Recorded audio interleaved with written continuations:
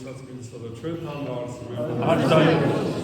ყველას მოგილოცავთ დღევანდელ დღეს, დღეს აღსენება მატათა მოციქულის და დღეს აღსენება ჩვენი თანამედროვე წმინდანის სევერიან დიაკონის სამსახურის. მადლობა და დიდება უხარს ყველაფრისთვის. დღეს ასევე დაბადების დღე აქვს ამ მონასტრის დამაარსებელს, სქემ არქიმანდრიტ საბას ხევისბერს. ჩვენ ძალიან გვიყვარდა ეს პიროვნება თავისი სიყვარულიდან გამომდინარე, თავისი გულმართლობიდან, თავისი სიმტკიციდან, ადამიანობიდან გამომდინარე.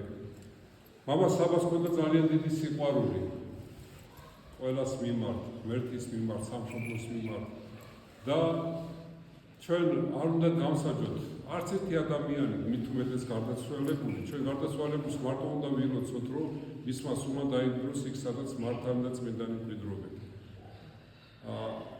გარეგნულად ჩვენ ვერ ვიტყვით, რომ ის ცხოვრება, ეს არ ცხოვრება, მხოლოდ უფალმა უწყეს გული ადამიანის. და მე მჯერავს, რომ მას იმდენად დიდი სიყვარული ჰქონდა ყველას მიმართ, რომ უფალმა ის აცხოვნა და თავის სამკვიდრებელში დაამკვიდრა. გამომდინარე იქიდან, რომ მან ბევრი რამე გააკეთა. ჯერ კიდევ თქვენ წარმოვიდგინეთ, აჭარაში, ზემო აჭარაში, მან ტაძარი ააშენა ანდრია პირველწოდებულის სახელობის. მაშინ, როდესაც ადგილობრივი ხელისუფალი გვებრძოდა, ყველანაირად გვავიწროებდნენ და განსაცდელით შეხვდა ისეთი, რომ დიდ ხრამში გადავარდა, თუ გადარჩებოდა ვერ წარმოვიდგენდა. ერთ-ერთი სასულიერო პირი დღეს საეპისკოპოსია, მეუბნება, რომ გადარჩენის შანსი არ არსებობს. მაგრამ ღმერთმა გადაარჩინა. გადაარჩინა, იმიტომ რომ უნდა გაკეთებულიყო ძალიან ბევრი საქმეები, მათ შორის ეს მონასტერი. მონასტრის დაარსება ეს ისტორიული მოვლენაა. აიყვნენ წმინდანები, რომ მარტო მონასტერი დაარსა და წმინდანად იყო შერაცხული. მარტო მონასტერი. წერია მის ცხოვრებაში, რომ ეს მონასტერი დაარსა. და ნამდვილად ამ მონასტრის გარდა მან ძალიან ბევრი რამე გააკეთა ამ ეპარქიაში, სხვაგან ყველაზე რთულ მომენტებში ის თავის ვაჟკაცობას, ადამიანობას ავლენდა. და რთული სამსახურები ჰქონდა.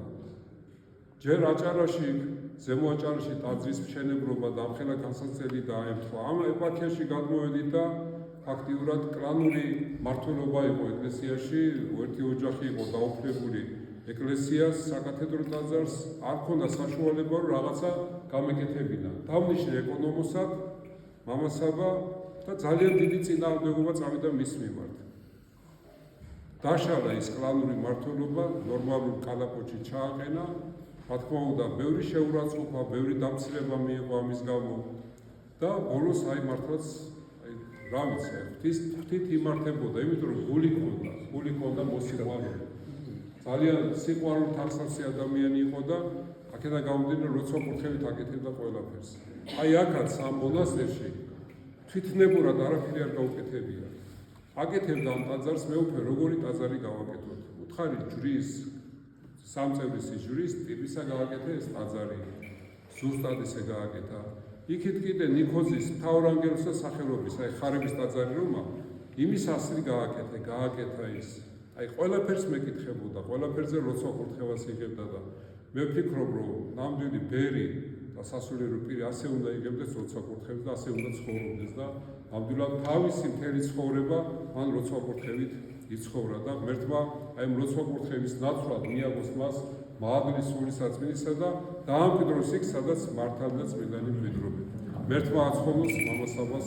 ამინ. ამინ. ღმერთმა დააგდო დღევანდელ წმინდანთა როცვა გეწევათ. ამინ.